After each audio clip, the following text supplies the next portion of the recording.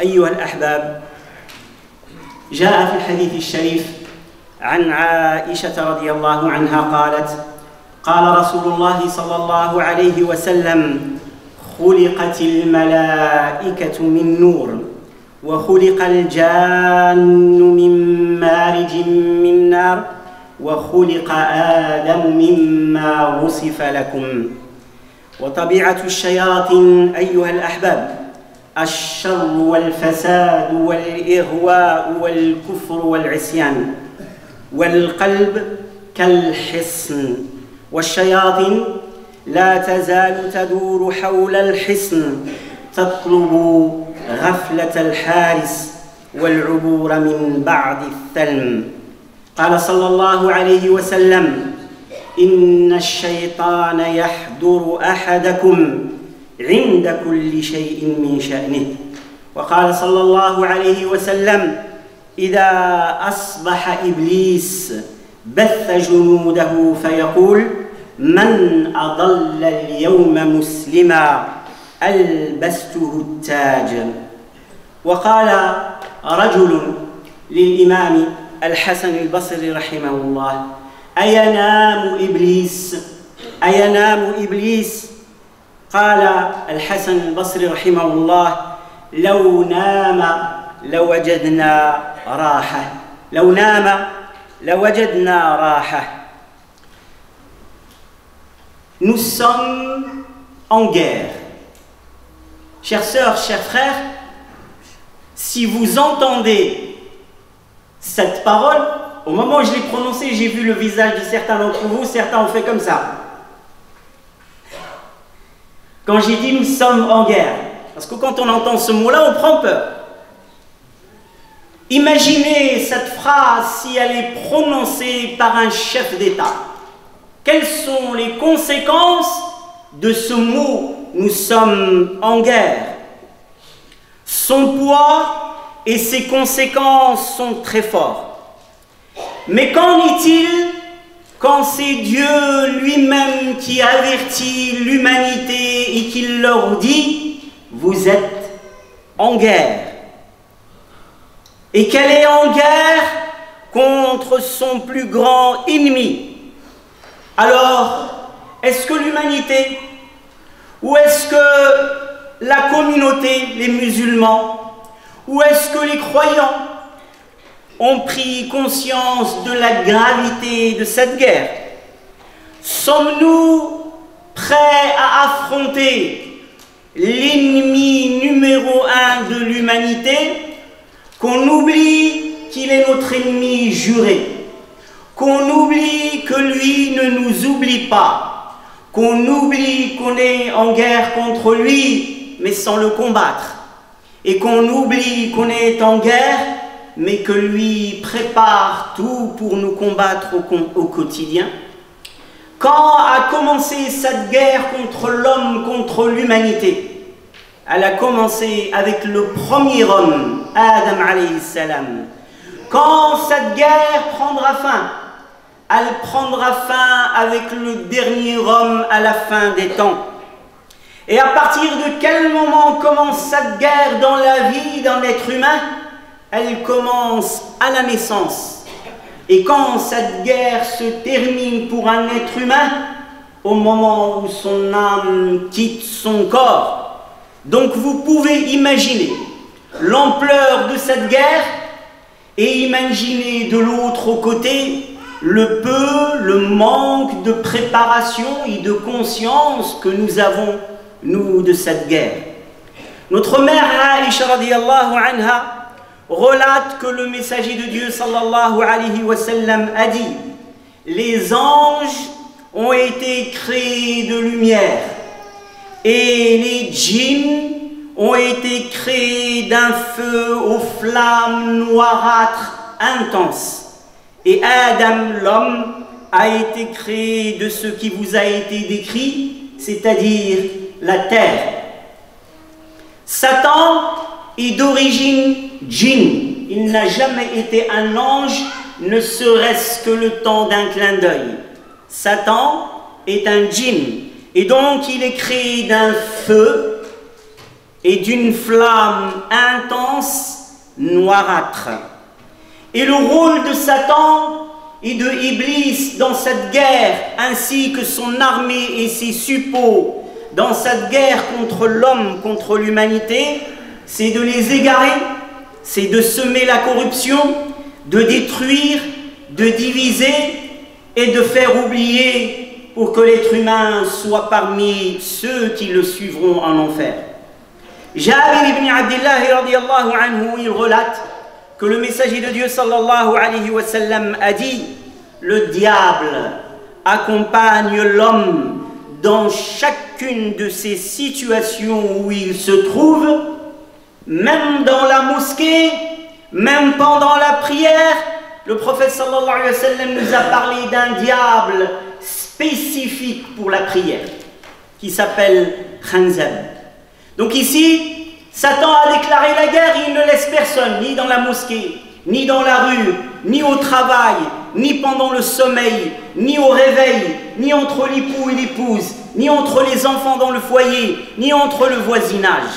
Et si on n'est pas conscient que chaque matin, Satan, il a un trône sur l'eau, sur la mer, et il envoie ses soldats vous combattre les musulmans, et il leur dit: celui qui égarera aujourd'hui un musulman, je lui ferai porter ma couronne. Je lui ferai porter ma couronne. Et celui qui arrive à avoir cette couronne principalement, c'est celui qui réussit sa guerre au sein du couple et à détruire un couple, à les séparer, à les diviser. On a demandé la question à Hassan al-Basri: est-ce que Iblis dort? Est-ce que Shaitan dort? Il a dit: s'il dormait, on se reposerait.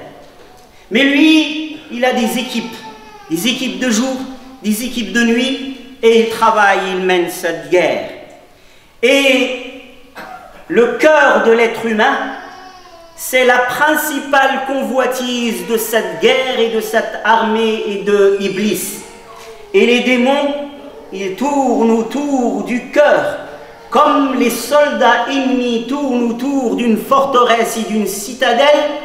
Ils attendent la moindre baisse de garde ou la moindre faille dans cette citadelle pour entrer et attaquer. Et on a tous des failles qui peuvent ouvrir la porte à cette guerre. C'est pour ça qu'il faut renforcer son cœur et renforcer sa famille pour pouvoir être victorieux dans cette guerre. أيها الأحباب،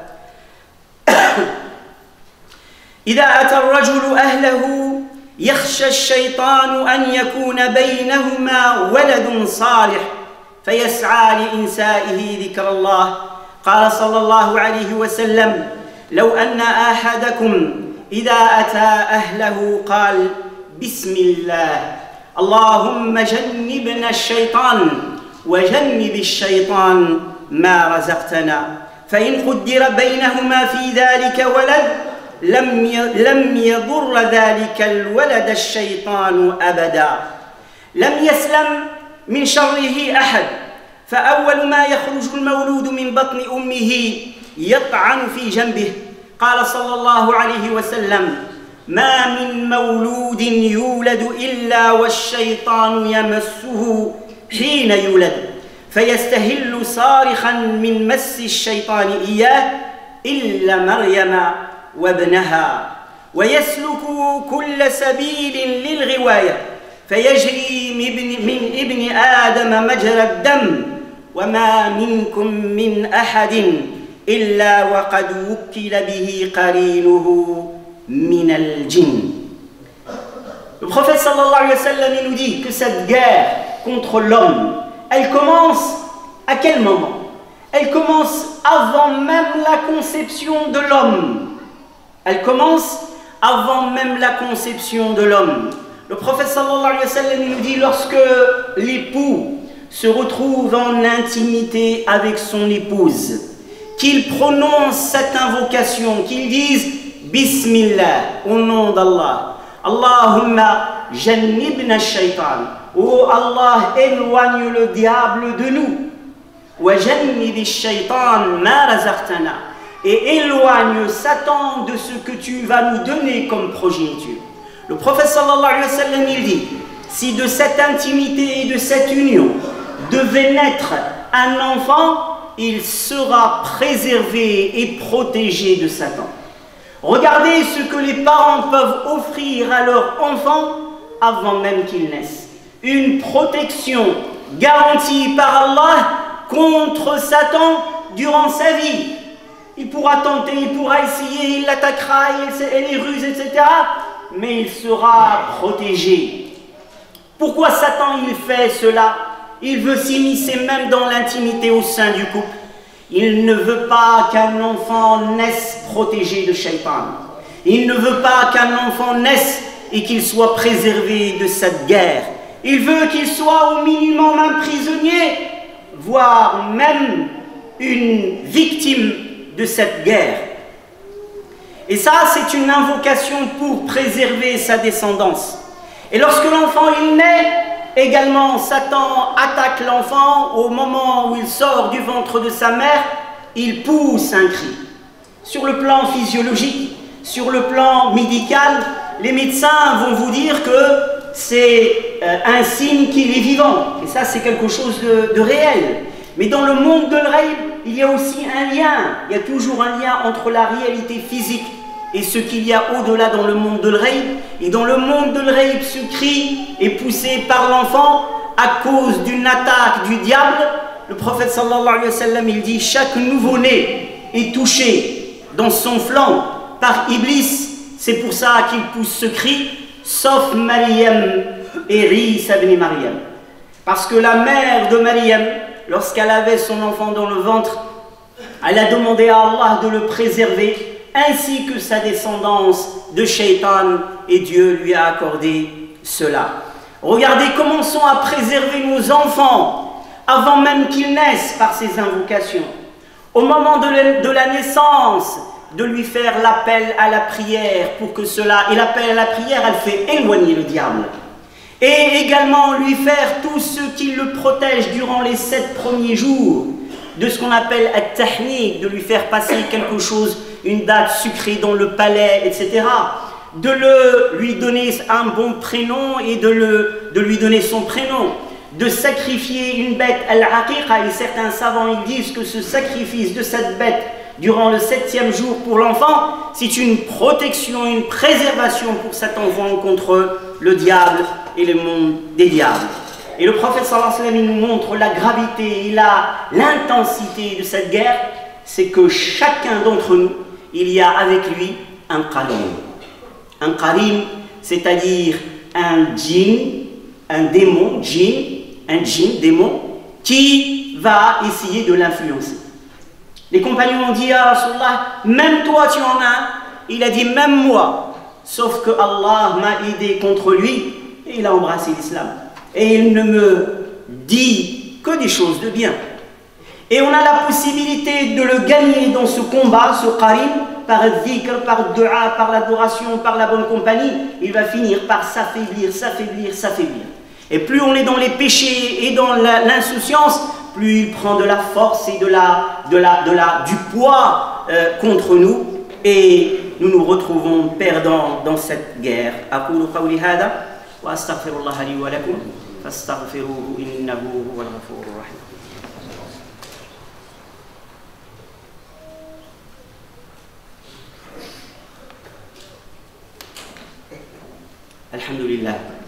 الحمد لله رب العالمين، الصلاة والسلام على أشرف الأنبياء والمرسلين سيدنا محمد وعلى آله وصحبه أجمعين.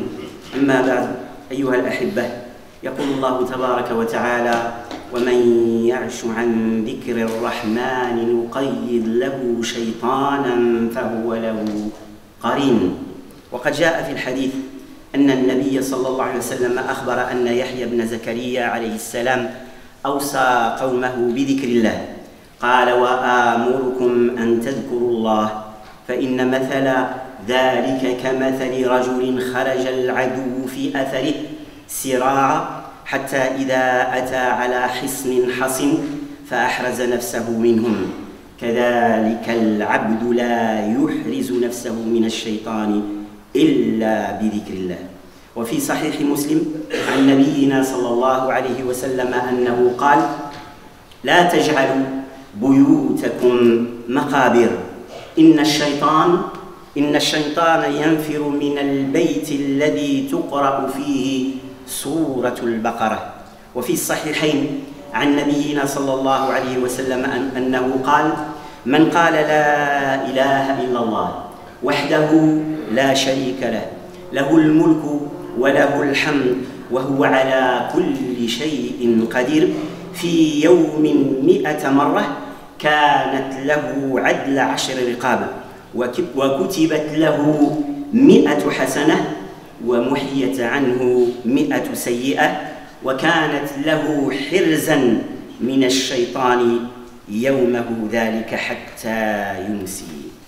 Le sujet de la guerre de Satan et ses suppôts contre l'être humain, elle est dans tous les domaines. Notre professeur vous a parlé depuis quelque temps d'une guerre qui concerne la pudeur. La première guerre, dénuder l'homme, dénuder la femme, dénuder l'homme. C'est pour ça qu'aujourd'hui, dès qu'il fait un peu plus chaud, vous allez voir les gens qui se dénudent à l'extérieur. Et Iblis est en chasse, et il chasse avec des flèches empoisonnées. Le prophète sallallahu alayhi wa sallam, il dit: le regard illicite est une flèche empoisonnée de Satan. Lorsque quelqu'un regarde une femme ou un homme qui lui est avec convoitise, regardez la première fois, la deuxième fois, la troisième fois, regardez de haut en bas, etc. C'est une flèche empoisonnée tirée par l'arc d'Iblis et elle va direct dans le cœur pour le détruire. Le prophète sallallahu alayhi wa sallam nous apprend que Yahya, le fils de Zacharia, prophète, fils de prophète, lorsqu'il a exhorté les Bani Israël, parmi ce qu'il leur a dit, il leur a dit: quiconque, il leur a dit, Dieu vous a demandé ou vous a commandé de l'évoquer. Et il leur donne l'exemple de celui qui évoque Allah, qui fait dhikr. Il dit: c'est comme l'exemple d'un homme pourchassé par un ennemi. Il trouve alors une forteresse dans laquelle il se réfugie. L'homme ne peut se protéger du diable que grâce à l'évocation d'Allah. C'est pour ça que certains ont appelé le dhikr la citadelle du musulman. Al-dhikr, certains savants l'ont appelé la citadelle du musulman. Qu'est-ce que ça veut dire, la citadelle? Ça veut dire, réfugie-toi dedans et tu es protégé d'Iblis. Il ne peut pas rentrer, il ne peut pas t'attaquer lorsque tu es dans cette forteresse. Et cette forteresse, quand tu es chez toi, tu dois être dans la forteresse, tu dois être dans le dhikr, toi et ta famille. Quand tu sors, tu dois mettre ton armure et ta protection. Ce sont les invocations d'Allah subhanahu wa ta'ala. Apprenez ça à vos enfants. Lorsque vous êtes à l'extérieur, lorsque vous êtes dans la mosquée, vous rentrez dans la mosquée. A'udhu billahi wajhillahi al-azim wa sultanihi al-qadim min ash-shaytan ar-rajim. Celui qui dit ce dhikr en rentrant à la mosquée, Allah le préserve de Satan durant toute sa journée. Regardez la valeur des formules de adhkar. Également, les enfants, c'est aux parents de les protéger, de les préserver. Le prophète sallallahu alayhi wa sallam, il dit: lorsque le maghrib arrive, lorsque la nuit tombe, faites rentrer vos enfants. S'ils se trouvent à l'extérieur pour une raison, apprenez-leur les adhkar, la manière de se protéger, de se préserver. S'ils n'ont rien à faire dehors, alors faites rentrer vos enfants, parce que cette heure-là, c'est le grand rush des démons qui sort, c'est l'heure de pointe des démons. Il y a même dans certains hadiths, il dit qu'à ce moment-là, certains démons, ils kidnappent carrément des enfants. Quelqu'un est pour vous dire comment ça se passe. Aujourd'hui, vous avez dans le monde, en commençant par les États-Unis, par l'Amérique du Sud, sur les différents continents, en Europe, des milliers de cas d'enlèvement inexpliqués. Et on n'a jamais retrouvé la trace de ces enfants-là. Donc ici, cette guerre, elle est terrible. Et il n'y a que nous qui la prenons et partons à cette guerre avec une fleur derrière l'oreille. Le prophète sallallahu alayhi wa sallam, il nous dit: ne transformez pas vos foyers, vos maisons en cimetière. Satan ne s'approche pas d'un foyer où la sourate Al-Baqarah est récitée et elle est lue. Et il nous dit que celui qui récite 100 fois par jour La ilaha illallah, wahdahu la sharika lah, lahul mulku wa lahul hamdu wa huwa ala kulli shay'in qadir, il sera protégé, préservé de Satan durant toute la journée et il aura une récompense équivalente comme s'il avait affranchi 10 esclaves, il a redonné la liberté à 10 esclaves et on lui a inscrit 100 bonnes actions et on lui absout 100 péchés et ce sera une protection pour lui durant toute cette journée.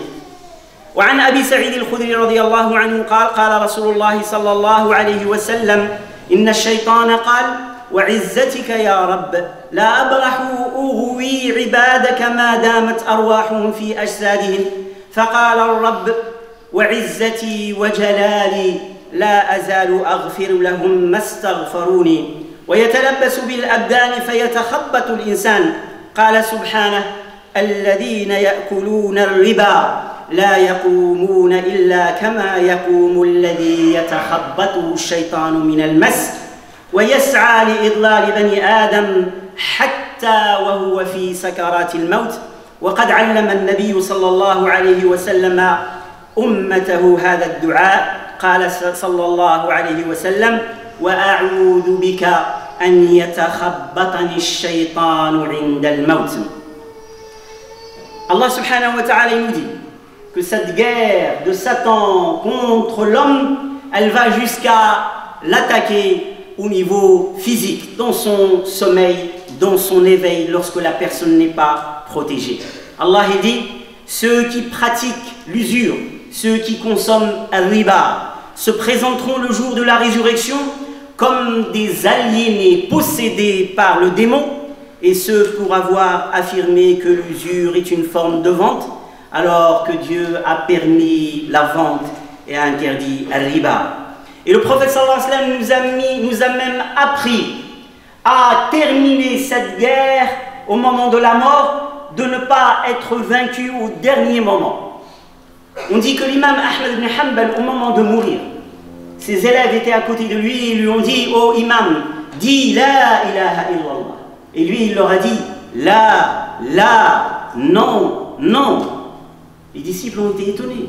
Un homme de science, toute sa vie a été dédiée à la ilaha illallah, al Coran, à la sunna du prophète sallallahu alayhi wa sallam. Et au moment de mourir, il ne veut pas dire la ilaha illallah. Puis il lui répète, il lui dit « Dis la ilaha illallah ». Et il dit « La, non, non ». Après, il revient à lui, il leur dit « C'est pas à vous que je parlais, c'était à Iblis. Il s'est présenté devant moi et il m'a dit « Meurs sur le judaïsme, c'est la vraie religion ». Je lui ai dit « Non, non, non ». Et il m'a dit « Meurs sur le christianisme ». Je lui ai dit « Parce que c'est la vraie religion ». Je lui ai dit « Non, non, ce n'était pas à vous que je disais ça ». Donc Satan, il vient même au moment de la mort. C'est pour ça que le mort et ceux qui sont proches de lui doivent former cette citadelle de dhikr, de présence à Allah. Et le prophète sallallahu alayhi wa sallam nous a appris cette invocation.